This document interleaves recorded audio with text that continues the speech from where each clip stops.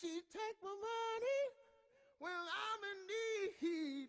Yes, it's a Economy, especially in microeconomics, which this video is about, often there are these graphs which are the total cost curve and the total variable cost.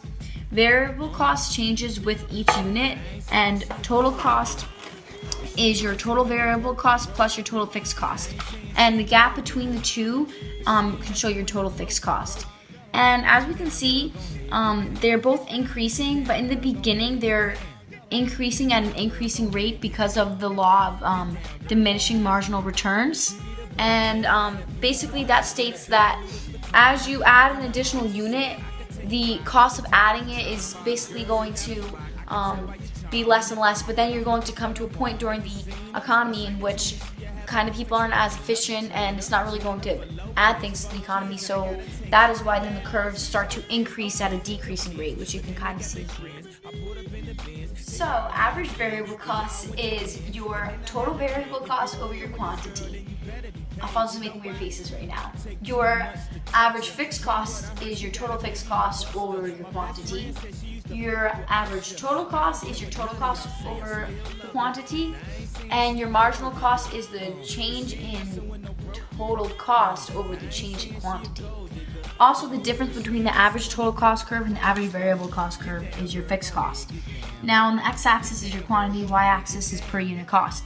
So as we see here, the marginal cost is kind of like this Nike swoosh shape, and it intersects average total cost and average variable cost at their lowest points.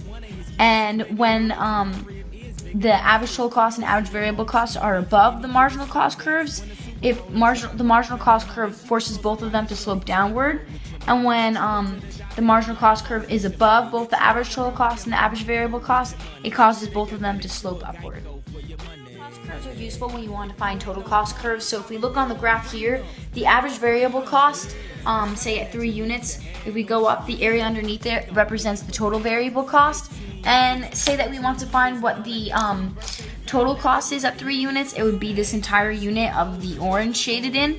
And as we mentioned before, the distance between ATC and ABC is the average fixed cost. So this box right here, my finger is, would represent the total fixed cost. And we can even find what the marginal cost is at that unit by simply drawing a line up. So at 3 units, if we draw all the way up to where the marginal cost is, all the way over at the quantity, and this entire box here that I'm shading in is the marginal cost at 3 units. Shutdown rule. Okay, so the shutdown rule.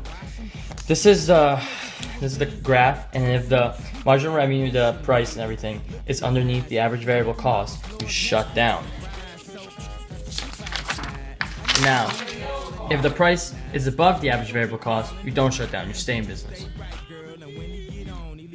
Hold on, wait, let me think about what I'm going to say.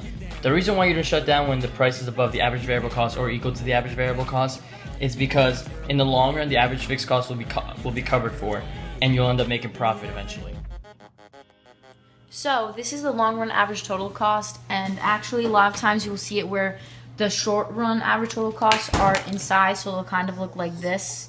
It's kind of like an envelope of the short run average total cost. But in general, to the left, this orange here is economies of scale, because as output is increasing, price is decreasing. And that point right there, which is the minimum, is constant returns to scale. And to the right here, the blue is just diseconomies of scale, because as output is increasing, cost is increasing. Before it starts, you almost look like Sweeney. I'm kidding.